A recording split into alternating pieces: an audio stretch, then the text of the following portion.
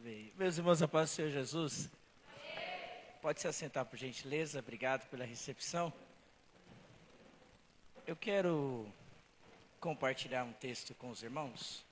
Livro do profeta Ageu. Profeta menor Ageu. Capítulo de número 1. Versículo de número 1 a 9. Livro do profeta Ageu. Capítulo de número 1. Versículo 1 a 9, enquanto você procura, agradecer a Deus. Deus tem sido bom conosco, tem nos guardado, tem nos abençoado, tem guardado a nossa casa, a nossa família, e por isso eu sou grato a Deus por mais uma oportunidade que Ele me concede. Grato a Deus ao pastor Eduardo, obrigado pastor, pelo convite, estarmos aqui mais uma vez, sua família que tão bem nos recebe nessa casa, que Deus abençoe a vida de cada um dos irmãos. Esta igreja tão abençoada, acho que já faz uns 2 anos que eu atendo esta casa, né? 2023 foi a primeira vez que eu vim aqui. E sou grato a Deus por estas portas estarem abertas. E a graça de Deus tem alcançado este lugar cada dia mais e mais. Que Deus seja louvado. Minha esposa não me acompanha devido ao serviço. Então, como eu saio muito cedo de lá para chegar aqui no horário, aí não dá tempo dela chegar e vir comigo. Mas está lá em casa, lá, orando, intercedendo pela minha vida. Meus irmãos, livro do profeta Ageu, eu queria que você me acompanhasse.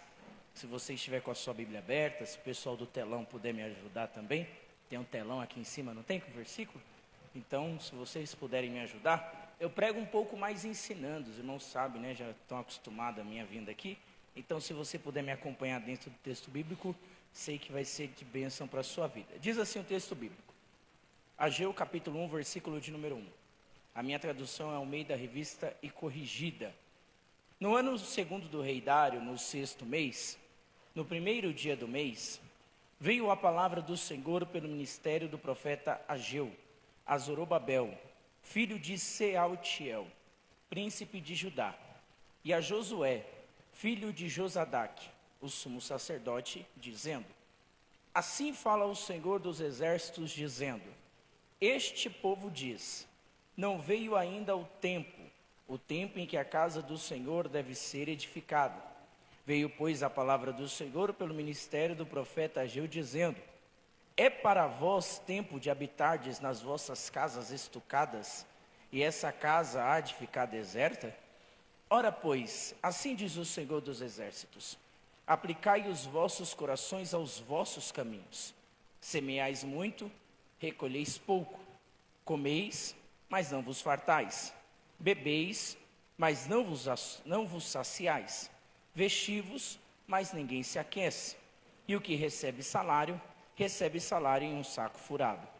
Assim diz o Senhor dos exércitos: Aplicai os vossos corações aos vossos caminhos. Subi ao monte, trazei madeira, edificai a casa, e dela me agradarei, e eu serei glorificado, diz o Senhor.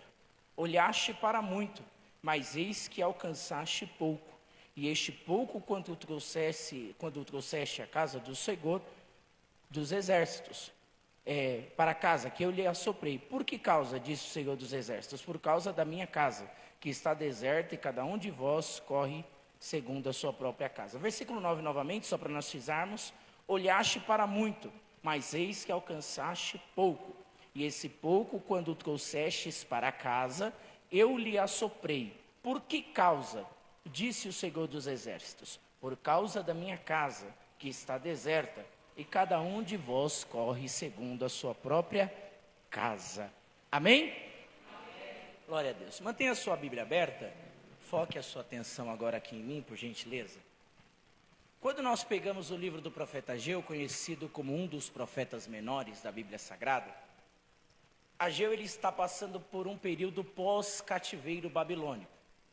Quando nós começamos a estudar a Bíblia, sabemos que por causa da idolatria, da divisão e também por causa dos pecados do povo, tanto do reino do norte quanto do reino do sul, Deus permitiu com que esse povo fosse levado cativo. No ano 722 a.C., Deus levanta a Síria para destruir o reino do norte. No ano 585, Deus permite que o reino do sul, formado por Judá e Benjamim, fossem levados cativos para a Babilônia. Tudo isso Deus permite como consequência do pecado dessa nação. Idolatria, divisão, corrupção, tanto da liderança quanto dos moradores de Jerusalém, fizeram com que a paciência de Deus se esgotasse. Deus, ele é longânimo, é benigno, é misericordioso, mas Deus também tem os seus limites. E quando os limites de Deus são ultrapassados, o homem acaba colhendo aquilo que ele plantou. Oséias vai dizer, e já disse isso aqui algumas vezes, aquele que planta vento, colhe tempestade. Ou seja, a sementeira, o ato de semear, ele é opcional, mas a colheita, ela é obrigatória. Aquilo que você planta, automaticamente você colhe. Então, o povo de Jerusalém, do Reino do Sul, Judá e Benjamim, haviam plantado idolatria, pecados, corrupções, divisões, e Deus levantou o profeta Jeremias para profetizar o cativeiro babilônico. Em Jeremias, capítulo de número 25, versículo 11, Jeremias vai profetizar dizendo que 70 anos estavam destinados para que esse cativeiro ocorresse, mas passados 70 anos, Deus permitiria o retorno deles para a cidade de Jerusalém. Pois bem, passam-se os 70 anos do cativeiro, o povo já havia passado por muitas aflições. Deus agora dá a ordem, conforme está escrito em Isaías 44, versículo 28, ao rei Ciro, para que permitisse o povo voltar para a cidade de Jerusalém. Agora você imagina, está 70 anos longe da sua terra, 70 anos longe de casa, 70 anos do lugar em que você nasceu já haviam se passado. As crianças jovens já estavam velhas, muitas haviam crescido dentro do cativeiro e não conheciam a terra de Jerusalém. Mas há uma permissão da parte de Deus para eles retornarem. Agora, quando eles retornam, é quando o livro do profeta Ageu começa a ser escrito. Quando eles chegam em Jerusalém, o cenário é caótico. Por que o cenário é caótico? Porque os muros estavam destruídos, não só isso, o templo estava destruído e a terra estava totalmente abandonada, porque 70 anos atrás houve a guerra que destruiu toda aquela cidade. Mas agora eles retornaram, para quê? Para recomeçar a sua vida. Deus permite e dá essa graça e dá também essa oportunidade de um recomeço para eles. Deus está permitindo com que eles voltem para a sua terra e recomecem de uma forma correta. O lado bom de Deus é esse, qual? Apesar dos pecados do passado cometidos por Jerusalém, Deus permite com que eles tenham uma nova oportunidade. Deus permite um novo recomeço. Deus permite com que uma nova história seja escrita para o Reino do Sul, para o povo de Jerusalém. Quando eles chegam na cidade, a primeira coisa que eles vão fazer é o quê? Reconstruir as suas casas. Eles começam a fazer as suas casas, começam a levantar os muros da sua casa, começam a colocar o telhado das suas casas, começam a colocar as portas das suas casas, as janelas da sua casa, começam a plantar nos terrenos, começam a erguer as plantações, começam a fazer todo o serviço, porque eles estão recomeçando. Só que tem um problema. E qual que é esse problema? Aonde está a prioridade de Deus no meio de tudo isso? Porque enquanto eles estão recomeçando, eles estão passando pelo centro da cidade, olhando para o templo, e o templo está destruído. Só que ninguém se preocupa em reconstruir o templo. Eles pensam o quê? Vamos levantar as nossas casas, vamos preparar o nosso arado, vamos lançar as nossas sementes, e Deus, nosso relacionamento com Deus a gente vê depois. E o sacrifício, a gente vê isso depois. E a oração, a gente vê isso depois. E as coisas e as nossas dedicação a Deus, a gente vê isso depois. Vamos primeiro ajustar a nossa vida pessoal, para depois ajustar a nossa vida espiritual. É isso que está acontecendo dentro do livro do profeta Ageu. Qual? Deus dá a oportunidade de recomeçar. Só que agora eles estão recomeçando da forma errada. Por quê? Lá no passado eles já haviam aprendido com o castigo que não devemos colocar a Deus em segundo plano. Deus precisa ser em primeiro plano na nossa vida. Só que quando chega a hora de colocar Deus em primeiro plano, o que eles estão fazendo? Cometendo os mesmos erros do passado. A pior coisa é quando Deus me dá uma segunda chance na minha vida, e o que eu faço com essa segunda chance? Começo a cometer os mesmos erros do passado. Parece que eu não aprendi, não é verdade? É como meu pai fala, parece que a gente vive dando murro em ponta de faca. Como assim, Marcos? Deus sempre nos dá uma segunda chance, mas o que nós estamos fazendo com a segunda chance que Deus tem nos dado? Deus está dizendo para nós: aprenda a olhar para o passado e ver aonde estão os seus erros, e aprenda com o quê? De que Deus está dizendo para você: não cometa os erros de lá de trás. Eu já tirei você de lá para te escrever uma nova história. Eu já tirei você de lá para te dar uma nova chance, e eu não quero que você volte a fazer o que você fazia lá atrás. Deus tem uma nova história de recomeço separada e preparada para nós. Mas se nós retornarmos aos hábitos passados, se nós retornarmos à vida pecaminosa do passado, a nossa vida futura será como a nossa vida passada. Então, o que Deus está falando para nós nessa noite é tempo de tomarmos novas atitudes. É tempo de mudarmos as nossas decisões. É tempo de aprendermos a colocar Deus como prioridade. E não só isso, valorizar as oportunidades que Deus nos dá. O templo destruído significava um relacionamento quebrado, porque sem templo não há relacionamento. Entenda isso, sem templo não há relacionamento. Então o povo está passando no centro da cidade, o templo está queimado, e ninguém está se importando. Como assim? Ninguém está se importando com o relacionamento com Deus. Por quê? Eles estão preocupados com a sua própria vida. Vou viver a minha vida e eu deixo o meu relacionamento com Deus para depois. Aí o que vai acontecer? Isso me chama muita atenção, eu gostaria que você dobrasse agora a sua atenção. Por quê? Eles estão plantando, não estão? Sim ou não? Eles viviam do plantio. Só que acontece, a terra não está dando fruto. Se a terra não dá fruto, eles não conseguem vender e nem se alimentar. E aí o que eles vão fazer? Eles vão buscar a Deus. E vão até quem? O sumo sacerdote Josué. Eles vão até o sumo sacerdote Josué e chegam dele e falam assim: Josué, fala com Deus lá. Por quê? A gente está plantando, só que nada está nascendo. Fala para Deus abençoar a gente lá. Intercede lá pela gente. Só que quando Josué vai apresentar a causa para Deus, Deus vai levantar Ageu como profeta. Quando Deus levanta Ageu como profeta, no capítulo de número 1, versículo de número 2, se puder colocar aí no telão para nós, Ageu vai falar com o sumo sacerdote Josué primeiro, dizendo: assim fala o Senhor dos Exércitos, dizendo: esse povo diz, não veio ainda o tempo em que a casa do Senhor deve ser edificada.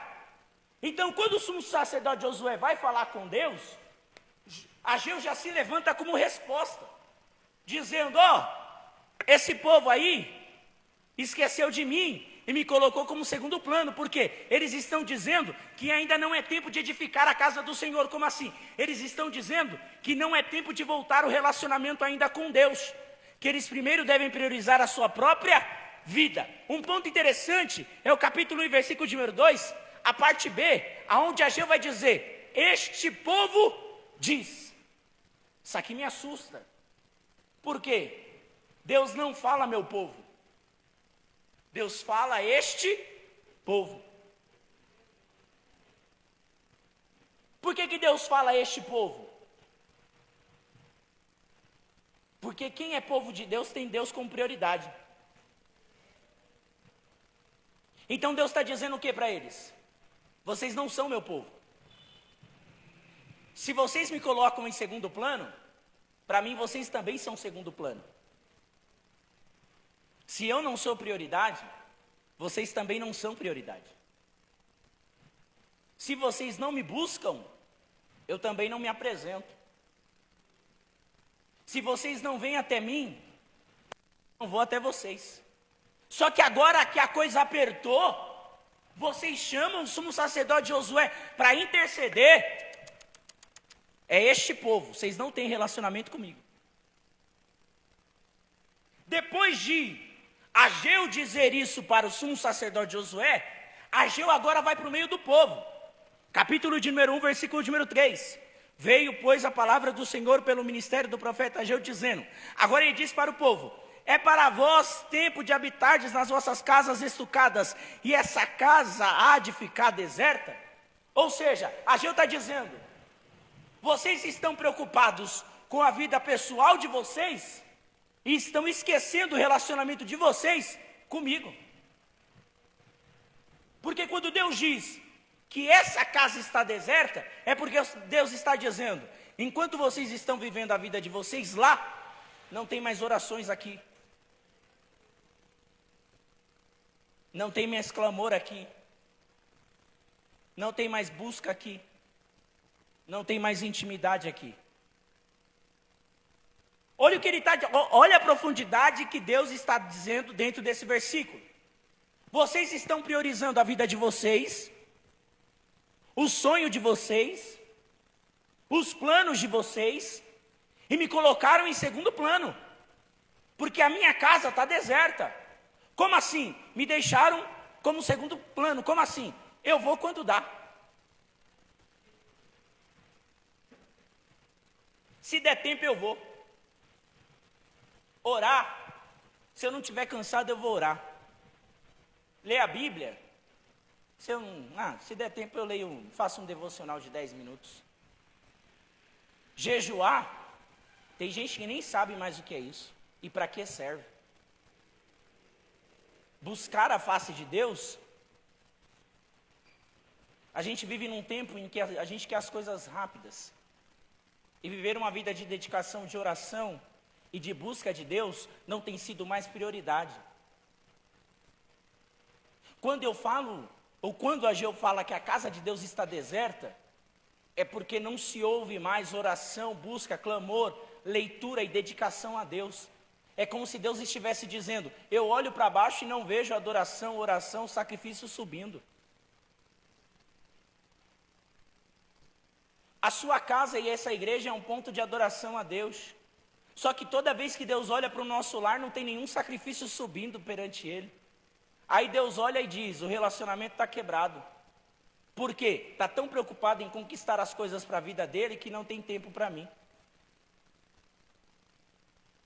E aí que está o problema, por quê? A reclamação do povo veio por quê? A terra não está produzindo, e Deus está dizendo: a terra não está produzindo porque eu não sou prioridade.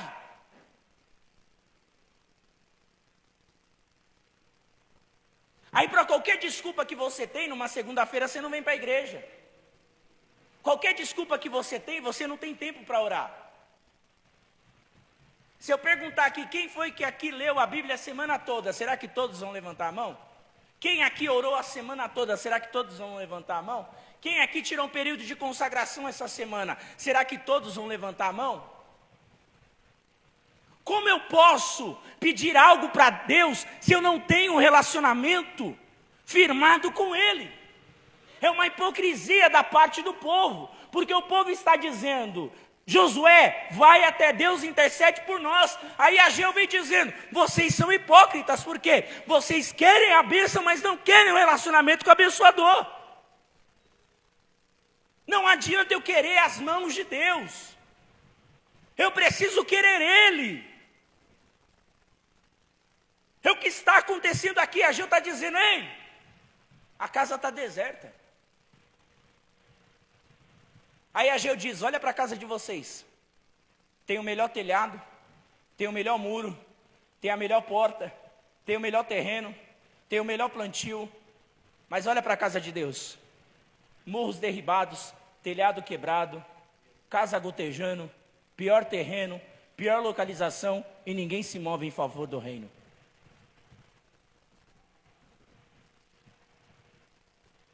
Aí olha o que o texto vai dizer.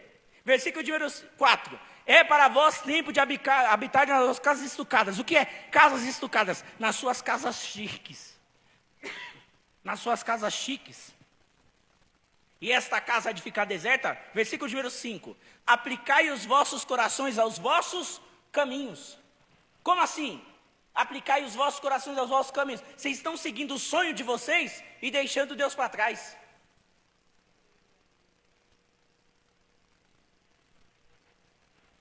O pregador da bênção é na outra segunda. Nessa daqui a gente vai...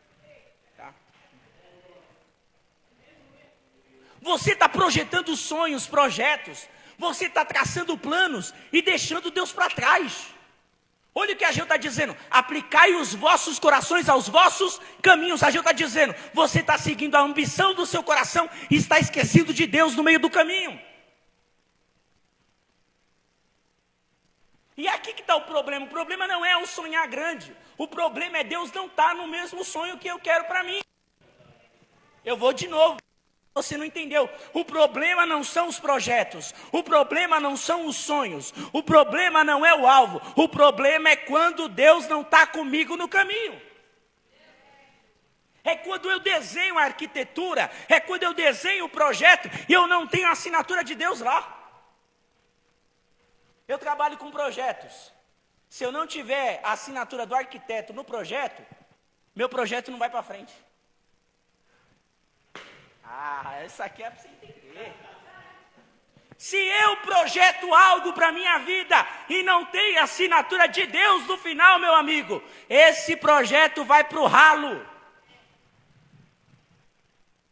Deus está dizendo para alguém, você já projetou, já viu até quanto vai custar, já viu até o seu destino, já preparou até o teu sonho, mas Deus está olhando e dizendo, está aplicando o caminho, né? Está seguindo o seu coração, né? Mas mal sabe você que o seu coração é enganoso, não tem ainda a minha assinatura, porque você não me convidou para o projeto, mas se você me convidar, me mostrar a planta e eu fazer alguns ajustes da minha vontade, as coisas começarão a dar certo para a glória de Deus.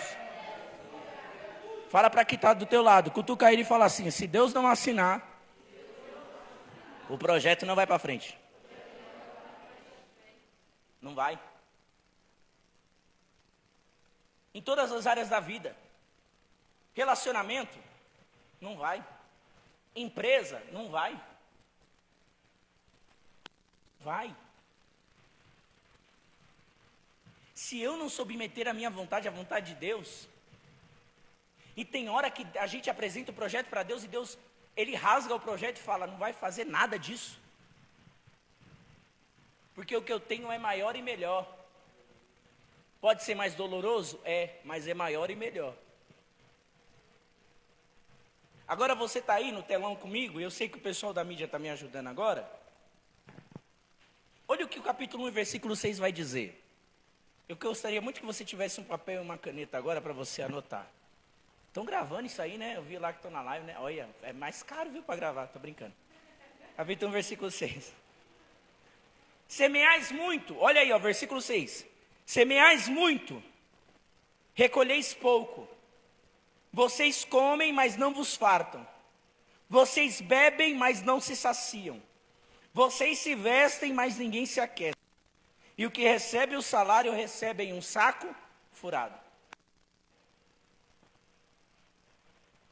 Isso aqui é maravilhoso, por quê?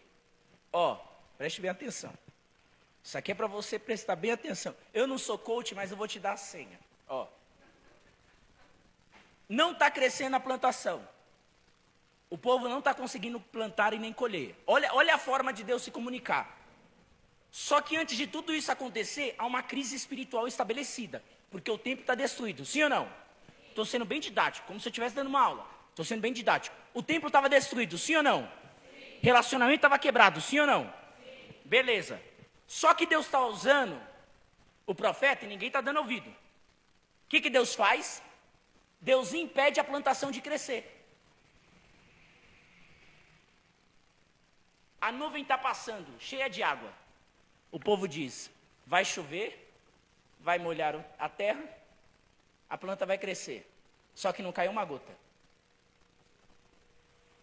Eles lançam a semente quer germinar, Só que Deus olha para a semente e diz: não é para germinar. Eles jogam mais sementes, achando que o resultado vai vir. Porque o texto diz: semeais muito. Só que Deus olha para as sementes e diz o quê? Não é para crescer. Deus cria uma crise material para apontar que há uma crise espiritual. Vou de novo. Deus cria uma crise material para que eles entendam que há uma crise espiritual. Por que Deus faz isso? Já que eles não estão entendendo na linguagem profética, já que eles não estão entendendo na linguagem da lei, dos ensinamentos, eu vou falar em uma linguagem que eles vão entender. Eu vou mexer no bolso deles.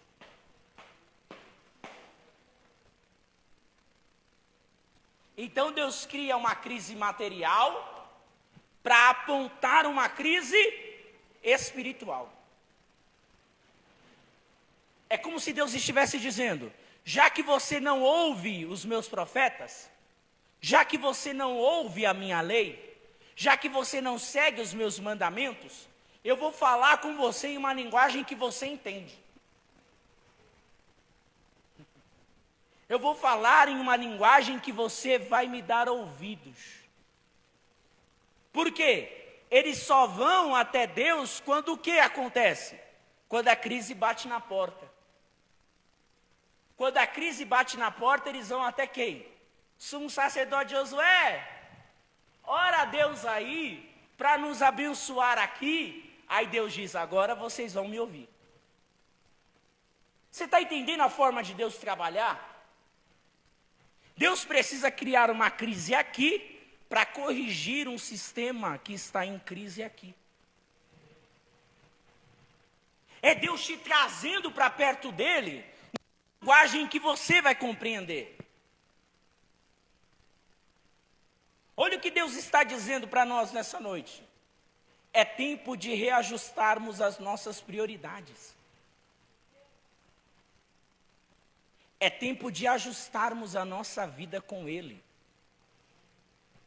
É tempo de colocarmos Ele em primeiro lugar. Você está ainda no versículo de número 6 aí, mídia? Você está comigo? Está aí comigo? Vamos lá para o versículo 6. Semeais muito. Recolheis pouco. Comeis, mas ninguém se farta. Vocês bebem, mas ninguém se sacia. Vocês se vestem, mas ninguém se aquece. E o que recebe salário em um saco furado. Quando eu falo de comer, beber e se vestir, eu estou falando de uma necessidade agora. Como assim? Eu como para matar a fome de agora, sim ou não? Se eu estou com fome, eu como para matar a necessidade de agora.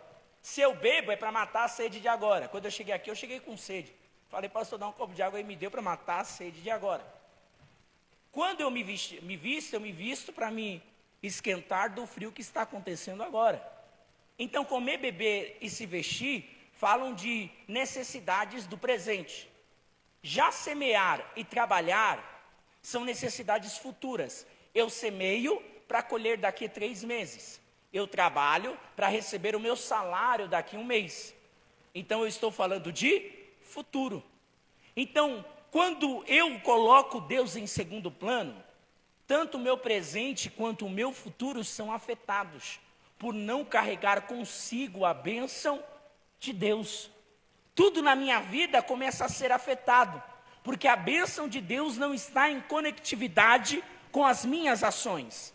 Eu planto, eu como, eu bebo, eu semeio, eu trabalho, mas se eu não tenho a bênção de Deus, tudo o que eu faço irá se esvaindo ou se perdendo no meio do caminho. Porque ele diz o quê? O que recebe salário recebe como em um saco furado. Como assim? É como se as moedas fossem caindo no meio do caminho. É Deus dizendo: olha, sem a minha bênção e não me tendo como prioridade, não adianta. tudo que você receber na sua mão vai escorrer pelos seus dedos e não irá multiplicar, porque Deus não é prioridade. Mas quando Deus é prioridade na minha vida, ainda que eu tenha pouco, Deus cuida da minha casa, Deus cuida da minha família, Deus cuida dos meus negócios, Deus cuida do meu futuro. Então é Deus dizendo para mim e para você, quando eu sou prioridade na sua vida, eu abençoo tanto o seu presente quanto o seu futuro. É Deus olhando para nós e dizendo, olha, o segredo que eu tenho para entregar para você é, me coloque como prioridade, que do resto eu cuido. Me coloque como primazia, que do resto eu cuido.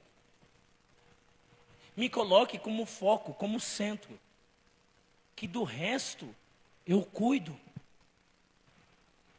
Me coloque como o centro de tudo na sua vida, que do resto eu cuido. É o que Deus está falando para nós nessa noite. Meus irmãos, o segredo não está em aumentar a carga de trabalho. Perceba que o texto diz, vocês semeiam muito, mas colhem pouco. Tem gente que acha que a solução da vida financeira dele é ele dobrar a carga de trabalho dele, mas não é. Tem gente que pega 2, 3 empregos para trabalhar, deixa de vir para a igreja, deixa de buscar a Deus, coloca a vida espiritual em segundo plano, achando que se ele dobrar a carga de trabalho dele, vai resolver todos os problemas financeiros da vida dele. Mas não é, Deus está dizendo, o problema não está em você aumentar a carga, o problema está em você não me colocar como prioridade. Você consegue entender isso daqui? Deus está dizendo, o segredo não está em dobrar as horas de trabalho. O segredo não está em você fazer as suas longas horas extras. O segredo está em colocar Deus como prioridade na sua vida. Deus está olhando para nós nessa noite dizendo, me coloque como prioridade. Buscai o reino de Deus e a sua justiça, e estas coisas vos serão acrescentadas. Perceba que Deus diz, através da pessoa de Cristo, se o Pai cuida das andorinhas e também cuida das plantas, das flores, do trigo, que hoje nasce e amanhã é lançado no fogo, Ele também não cuidará de vós? É Jesus Cristo nos dando uma palavra de segurança. É Ele dizendo para nós, olha, eu cuido de vocês. Eu trago a provisão para vocês. Eu irei cuidar de vocês. Enquanto eu for prioridade na vida de vocês, eu continuarei cuidando de vocês. Eu sei que tem hora que as coisas apertam, lá em casa também aperta. A Aline é muito emocional, fica desesperada. Aí ela chega em mim e fala, amor, e agora o que a gente faz? Tá, aconteceu isso, aconteceu aquilo. Eu falo, calma. A gente não está debaixo da vontade dele? A gente não está cumprindo o ministério dele? A gente não está se dedicando à obra dele, na pregação, você no louvor? A gente não está focado nisso? Estamos. Então fique em paz. Ele vai continuar cuidando da gente. Sabe qual que é o nosso mal? Abandonamos a dependência de Deus. Precisamos voltar a ser dependente deles. O mundo grita lá fora, viva a sua independência, e Deus grita dentro da Bíblia, vem ser dependente de mim. Aprenda isso, que Deus precisa muitas vezes tirar as nossas muletas. Deus precisa muitas vezes tirar os nossos apoios de segurança, para nos ensinar a viver debaixo dos milagres e da provisão dEle. Irmãos, sabe quando Deus começa a agir? Quando o cenário parece impossível. Enquanto você consegue resolver, Deus não entra. Mas quando você diz não tem mais jeito, Deus olha e diz agora sim. Porque cenário impossível é cenário onde Deus ama trabalhar. Porque é onde Deus começa a trabalhar e mostrar para Ele e para nós. Mostrar para nós o quê? Em nenhum momento foi você. Em todo momento fui eu. É por isso que Deus precisa tirar as nossas estacas. Deus precisou fechar os céus. Para que o povo aprendesse o quê? Vocês precisam aprender a ser dependentes de mim. Às vezes é um cenário contrário. Às vezes é uma doença incurável. Às vezes é uma situação contrária. É Deus dizendo, calma. Eu vou apresentar o meu poder em meio a essa situação impossível. Perceba que Deus está dizendo para eles, olha, enquanto eu não for prioridade, vocês terão uma vida de insatisfação. Porque aqui o povo de Jerusalém está insatisfeito. Trabalha, quem aqui ia gostar de trabalhar muito e receber pouco? Ninguém. Quem aqui ia gostar de comer e não se fartar? Quem aqui ia gostar de beber e não saciar a sede? Quem aqui ia gostar de viver uma vida de insatisfação? Mas é o que está acontecendo. Mas só que Deus está olhando e dizendo, olha, a satisfação plena não está na obra das suas mãos. A satisfação plena está em mim. Aprendam algo. Não é um relacionamento novo que vai te satisfazer. Não é uma empresa nova. Não é um projeto novo. É um relacionamento pleno com Deus que vai satisfazer seu coração. Sabe por que a gente vive uma vida tão insatisfeita? Porque a gente não está saciado o suficiente. Olha como Deus é lindo. Deus olha para a mulher, Jesus olha para a mulher samaritana e diz assim, se você beber dessa água, desse poço, você vai voltar a ter sede. Como assim? Ela nunca vai te satisfazer por inteiro. Mas se você beber da água que eu lhe der, fontes de água viva fluirão de você. Essa água que eu dou não só te satisfaz, mas satisfaz quem está na tua volta. Não, acho que você não entendeu. Irmão, quando eu tenho uma vida satisfeita em Cristo, quem está ao meu redor tem uma vida saciada também, porque a graça e o rio que flui de mim irá fluir para saciar a sede de mais almas sedentas. Esse povo tem uma vida insatisfeita de trabalho, de dedicação, de não conseguir colher, porque não estão satisfeitos plenamente em Deus. Mas quem está em Deus tem a plena satisfação que necessita. Pode faltar tudo, mas eu estou plenamente satisfeito na presença dEle. É por isso que eu não preciso de drogas. É por isso que eu não preciso me alcoolizar. É por isso que eu não preciso ficar num fluxo até 3 horas da manhã. É por isso que eu não preciso comprar uma droga, fumar um cigarro, me prostituir, alimentar a minha carne. Porque eu já estou conectado a uma fonte inesgotável. Irmão, olha aqui para mim. Você só terá uma vida plenamente satisfeita em Cristo. Voltando para a mulher samaritana, rapidinho, eu já volto para Ageu. Jesus olha para aquela mulher e diz, quantos maridos você tem? Ela diz que tem quantos? Muito bem, tiveste 5. O que você tem, agora não é seu. Você vê que ela já teve 5 relacionamentos e nenhum dos relacionamentos preencheu ela.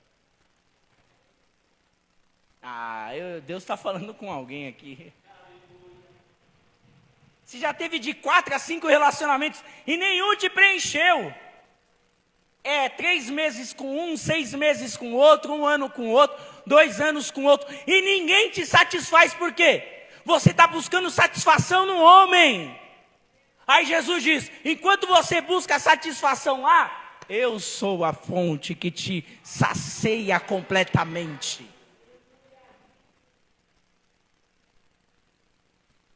Entenda isso, pelo amor de Deus.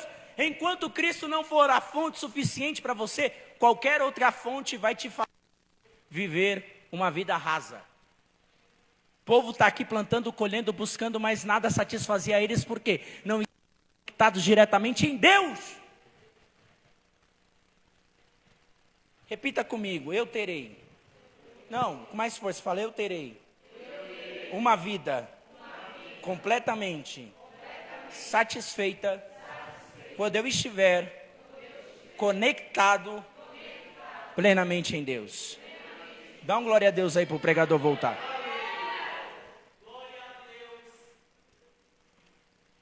Aí ele vai para o versículo 7. Ele repete o que ele diz no versículo 5. Assim diz o Senhor: aplicai os vossos corações aos vossos caminhos. Vocês não conseguem ter bons resultados. Vocês não se satisfazem porque estão vivendo a vida do jeito de vocês.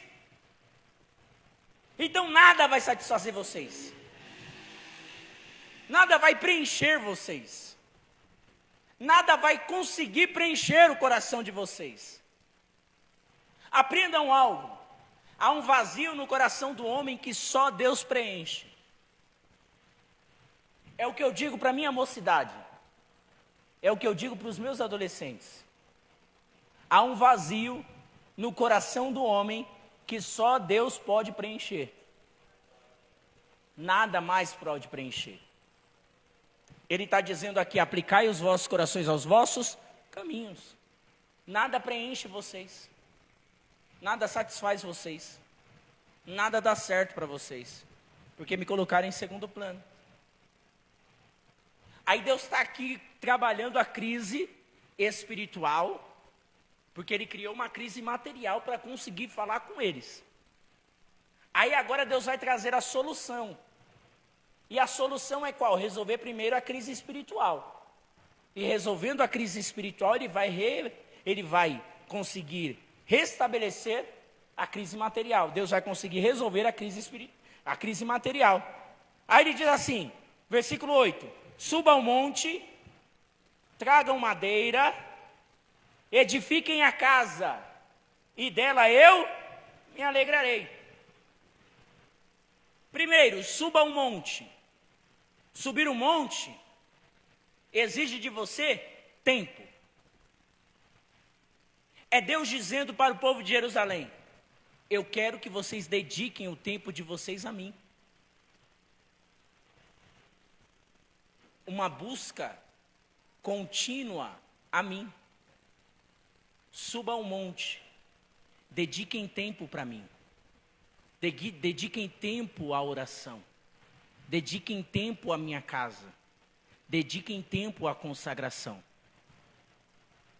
Quando eu falo de subir monte, eu estou falando de sacrifício. Eu ouvi algo que o pastor Renato Torres disse, e é muito verdade. O mal da minha geração é qual? Principalmente os mais velhos. Que quando a gente fala assim, vamos tirar um tempo de oração, vamos subir o monte, o que eles dizem? Já subi muito monte na sua idade. Já foi muito. Já busquei muito a Deus. Isso não é mais para mim não, estou velho. Aí eu vou usar uma linguagem lá do morro. Aí a gente mete o louco. Porque a gente nega o convite de ir para o monte dizendo que vai orar em casa, mas quando chega em casa não ora. É ou não é? Aí tem uns engraçadinhos que ainda dizem, eu vou para o monte das cobertas. É ou não é? Porque isso exige sacrifício, exige tempo. E quando eu falo, não que o monte seja um lugar mais sagrado do que a igreja, não. Mas é o sacrifício. O ato de vir orar aqui também, quando tem culto de oração. Só que a gente só quer os holofotes, né? Posso apertar? Amém? Próxima segunda é o pregador da benção.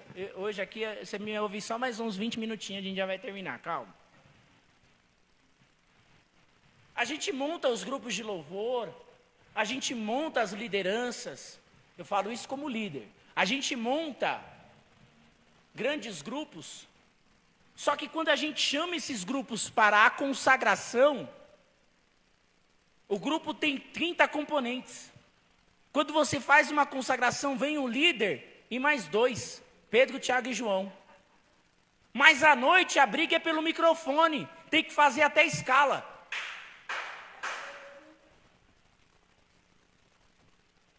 Eu vi o irmão fazendo assim, ó. A culpa é de quem me chamou. 1h20 para chegar aqui, eu não vim pregar, me ajuda aí, vai. Dá um glória a Deus aí, pregador, voltar.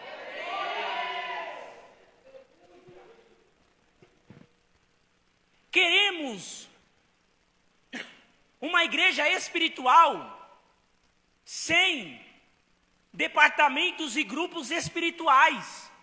Irmão, essa conta não fecha.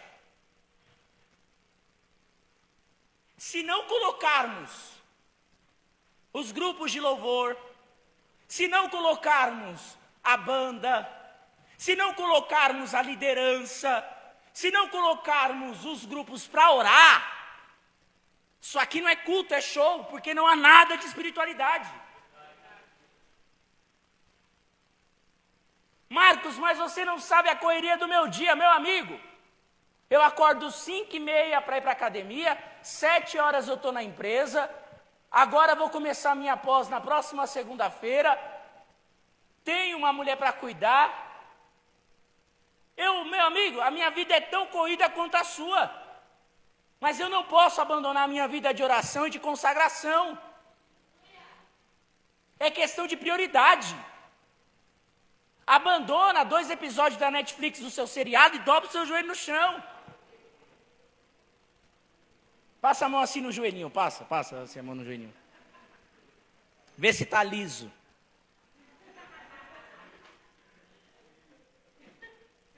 Os irmãos, tinha umas irmãs do ciclo de oração que tem uns joelhos assim, ó. Parece uma pata de camelo assim, ó, tão grosso que é.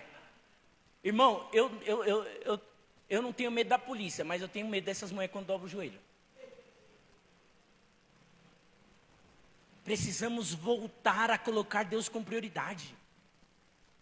Eu não sou pastor dessa igreja, mas talvez se o seu pastor dizer isso daqui para você, você não vai dar ouvidos. Deus precisa trazer alguém de fora para te trazer essa realidade. É tempo de voltarmos para a oração. Irmão, você pode ter uma voz linda, pode tocar muito bem, pode ser um bom líder, mas se não colocar azeite em cima da sua habilidade, ela não passa de uma simples habilidade natural. E de talento o mundo está cheio. O que Deus quer é homens e mulheres cheios do Espírito Santo de Deus. Fala um aleluia aí, só para o pregador voltar. Suba ao monte. Traga madeira. Trazer madeira é o quê? Pega o teu machadinho, vai lá na árvore e corta. Pega a madeira, coloca no seu ombro e vem para o templo.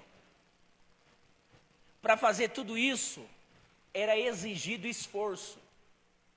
Cortar a árvore, transformar ela em lenha, colocar no ombro e trazer para Jerusalém.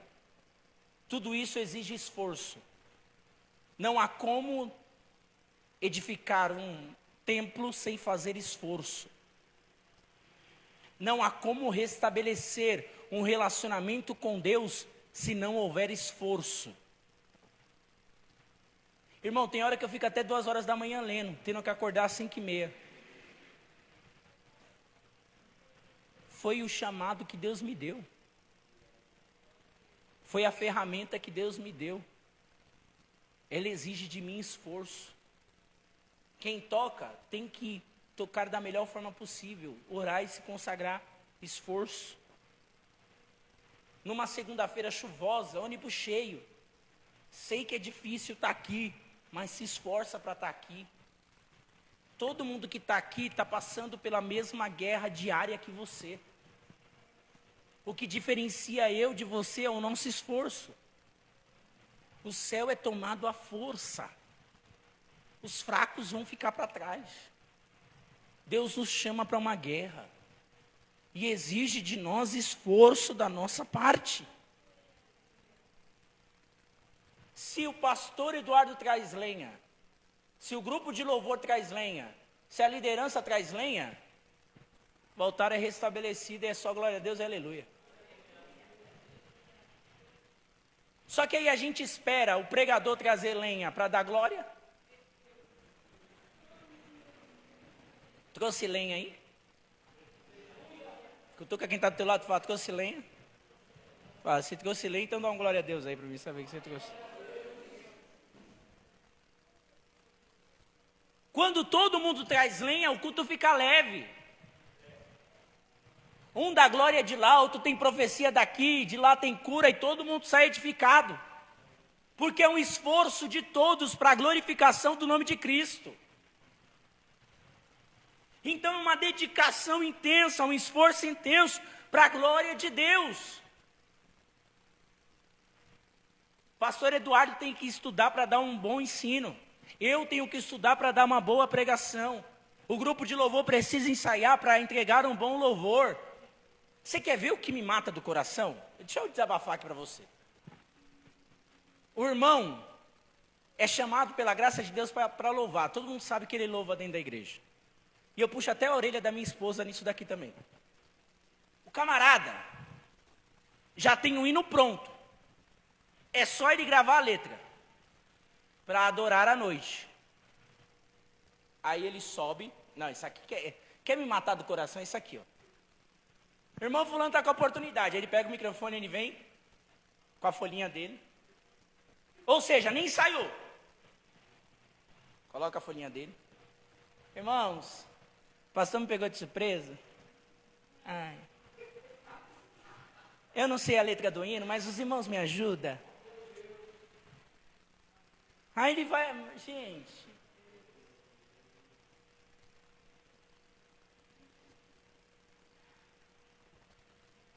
Se o seu dom é louvar, você precisa estar com a ferramenta pronta para adorar a Deus. Você precisa estar afiado. Aí eu fui pego de surpresa, irmãos. Não. Lá na minha igreja, se o meu pastor me puxa e fala, marinheiro, pregar hoje. Vai eu falar que não tem uma bala na agulha para ver? Obreiro despreparado? Não. Meu amigo, se meu pastor me chama para pregar hoje, e eu só tenho um esboço pronto e não tenho mais nenhum, no mesmo dia eu chego em casa, abro minha Bíblia e vou orar para Deus pedindo uma mensagem. Porque obreiro preparado tem que ter bala na agulha todo dia. Aprenda a aliviar o fardo do seu pastor. Se esforce.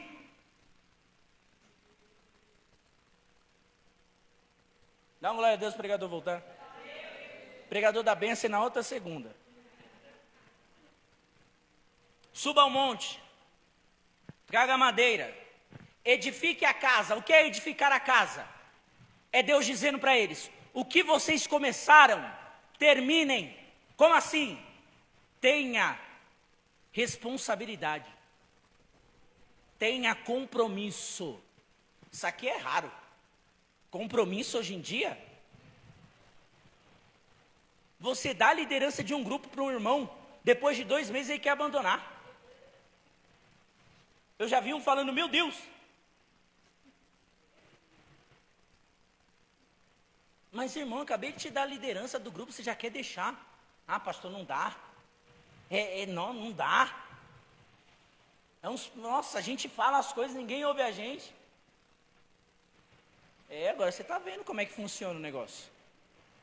Mas tenha compromisso de que o que Deus te deu, você trabalhar em cima e fazer prosperar nas suas mãos. Suba ao monte, traga madeira, edifique a casa. E o que o texto diz? E dela eu me alegrarei e serei glorificado. Olha o que Deus está dizendo. Restabeleça o relacionamento comigo. E eu me alegrarei. E o meu nome será glorificado.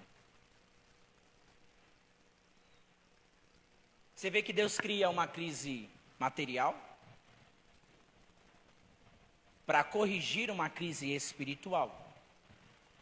Quando o templo é levantado, a crise espiritual é corrigida, Deus ajusta a crise material e abençoa o povo novamente.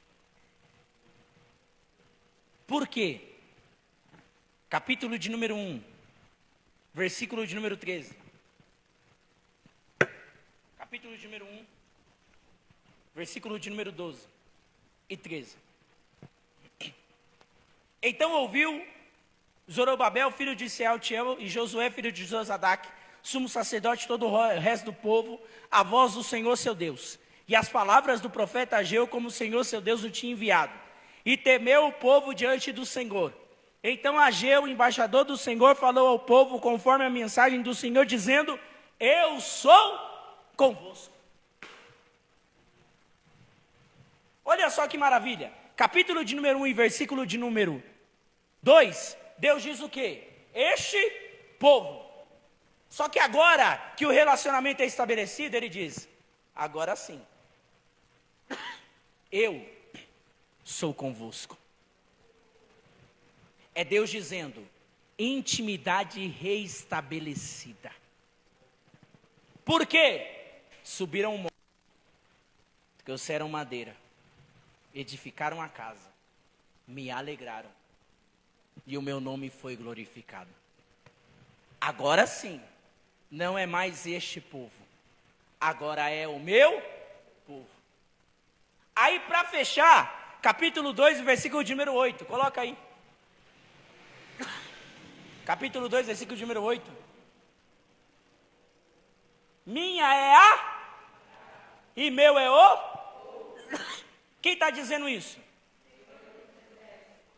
Quem está dizendo?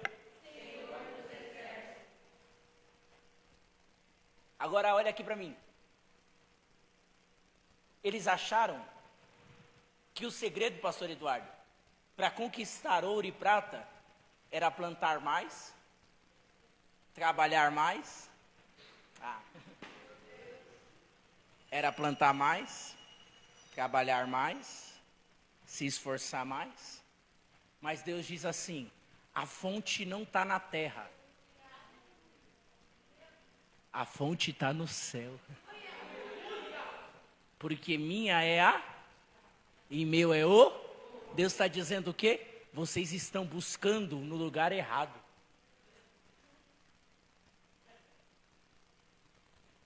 Deus está dizendo, não é para você olhar para cá, dizendo, semente nasce, em nada. É Deus dizendo, olha para cima e fala: Senhor, o Senhor é minha prioridade. E sei que o Senhor é a fonte de todas as bênçãos. E sei que o Senhor tem o poder de mudar essa situação. O seu nome é Jeová Jireh. O Senhor é a minha provisão. O Senhor cuida dos que são seus. Aquele que deu até mesmo o seu filho não dará para nós também todas as coisas que necessitamos? Então a minha confiança está em ti. É Deus dizendo, a fonte não está embaixo, a fonte está em cima.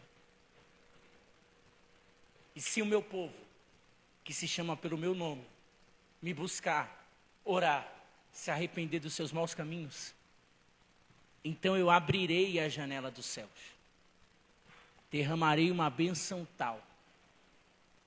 Você percebe que janela só se abre pelo lado de dentro.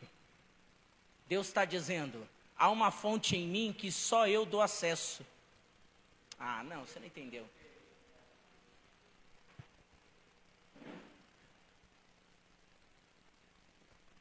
Eu sou uma fonte que só eu posso te dar o acesso.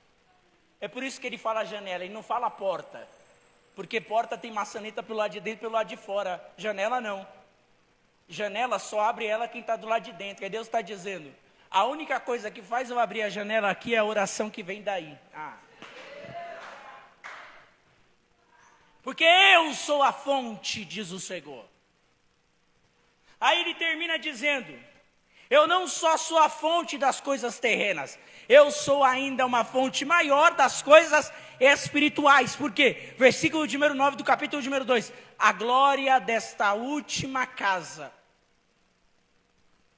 será maior do que a da primeira, diz o Senhor dos Exércitos. É Deus dizendo, não reservo só um cuidado material, mas eu reservo também uma glória espiritual para vocês. É Deus dizendo, o que eu tenho para você é além da sua compreensão.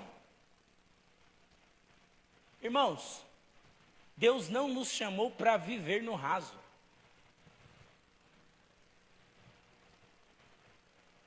O que os seus pais viveram em Deus, Deus tem algo muito maior e melhor para você. Deixa eu dizer algo para você. Você é uma flecha. Acho que eu já disse isso aqui uma vez, mas vou repetir. Paulo mesmo dizia, eu não vos canso de repetir as mesmas palavras. Então eu estou aqui nessa pegada.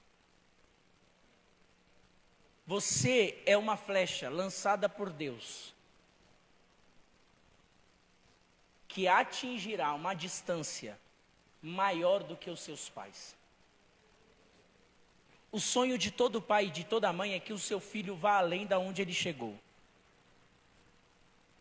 E se você estiver em Deus, Deus te dará a graça de chegar aonde os seus pais não chegaram. Essa aqui era para você estar levantando a mão e recebendo. Você crê nessa palavra? Estenda a sua mão comigo. Tanto você quanto os seus filhos chegarão mais longe do que os seus pais. Você é uma flecha que está sendo atirada por Deus com uma força maior. Deus está dizendo para você que você será o primeiro na sua casa a conquistar muitas coisas. Porque Deus está atirando você como uma flecha para chegar em lugares mais distantes. A glória da segunda casa será maior do que a da primeira, ou seja, Deus está dizendo, o que eu farei através de você será maior do que aquilo que eu fiz através dos seus pais. Olhe aqui para mim, rapidinho. Os anciões que estavam vendo o templo sendo inaugurado, estavam dizendo, aquele templo de Salomão era maior. Só que Ageu vem dizendo, esse templo viverá coisas maiores do que o templo de Salomão. Como assim? Os seus pais viveram dias grandiosos, mas esse templo viverá dias maiores e melhores. Deixa eu dizer algo para você. Seus pais conquistaram muitas coisas, só que o que Deus vai fazer através da sua vida vai ser tanto maior espiritualmente, quanto maior na forma de projeto que Deus tem preparado para você. Você crê nessa palavra? Coloque a mão no seu coração, eu quero encerrar. Senhor, eis aqui um povo, Pai, que tem passado muitas guerras em sua vida.